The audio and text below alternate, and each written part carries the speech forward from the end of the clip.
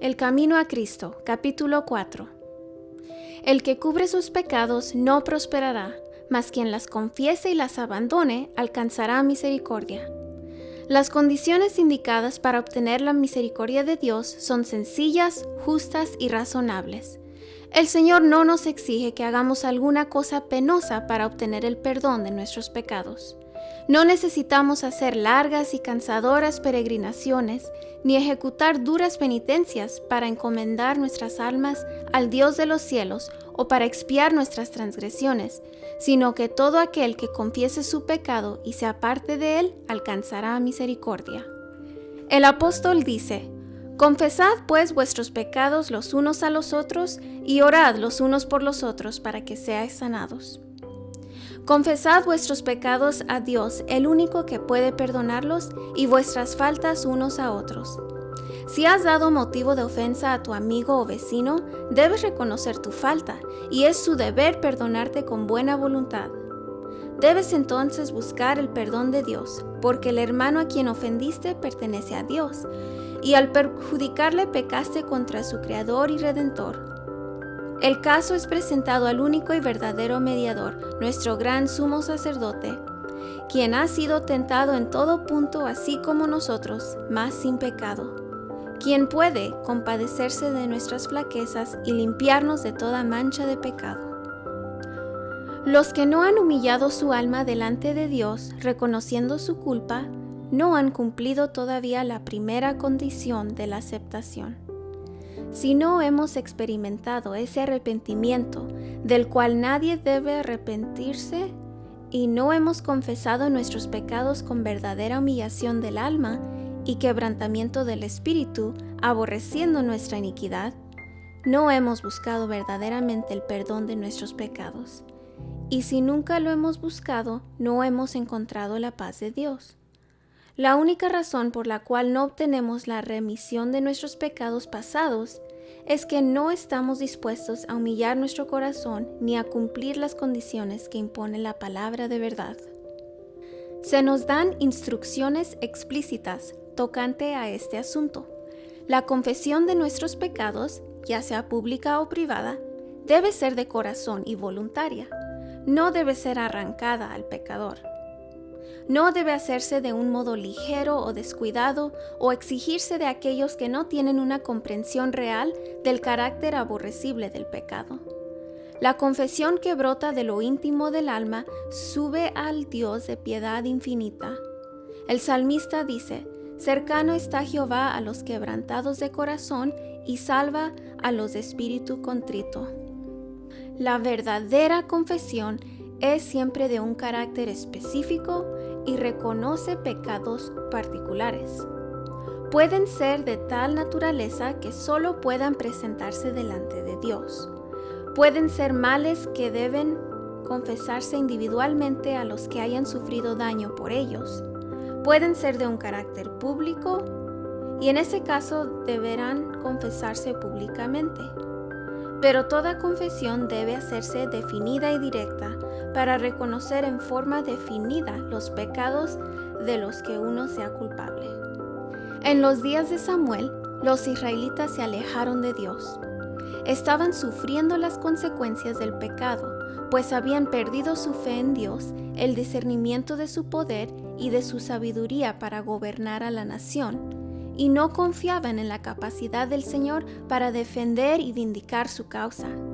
Se apartaron del gran gobernante del universo y desearon ser gobernados como las naciones que los rodeaban.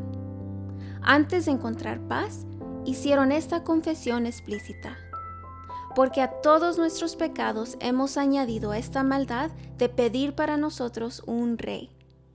Tenían que confesar el preciso pecado del cual se habían hecho culpables. Su ingratitud oprimía sus almas y los separaba de Dios. La confesión no es aceptable para Dios si no va acompañada por un arrepentimiento sincero y una reforma. Debe haber cambios decididos en la vida. Todo lo que ofenda a Dios debe dejarse. Tal será el resultado de una verdadera tristeza por el pecado. Se nos presenta claramente lo que tenemos que hacer de nuestra parte. Lavaos, limpiaos, apartad la maldad de vuestras obras de delante de mis ojos. Cesad de hacer lo malo, aprended a hacer lo bueno, buscad lo justo. Socorred al oprimido, mantened el derecho del huérfano, defende la causa de la viuda. Si el inicuo devolviera la prenda, restituyere lo robado, y anduviera en los estatutos de la vida sin cometer iniquidad, ciertamente vivirá, no morirá.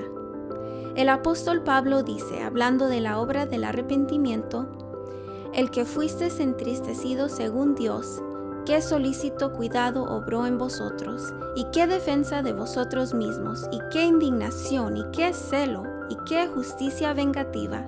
En todo os habéis mostrado puros en este asunto.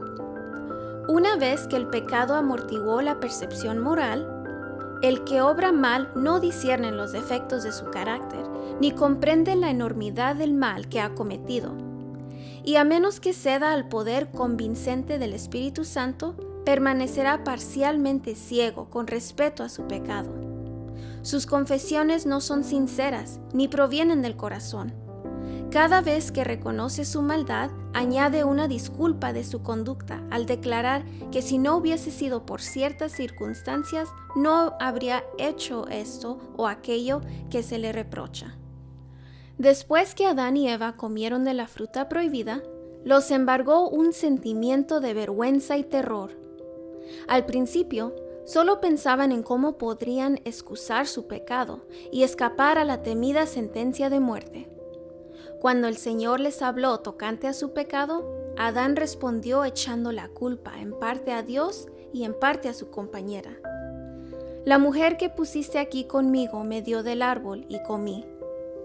La mujer echó la culpa a la serpiente, diciendo, la serpiente me engañó y comí. ¿Por qué hiciste la serpiente? ¿Por qué le permitiste que entrase en el Edén? Esas eran las preguntas implicadas en la excusa que dio por su pecado, y de este modo hacia Dios responsable de su caída. El espíritu de justificación propia tuvo su origen en el padre de la mentira, y lo han manifestado todos los hijos e hijas de Adán. Las confesiones de esta clase no son inspiradas por el Espíritu Divino y no serán aceptables para Dios.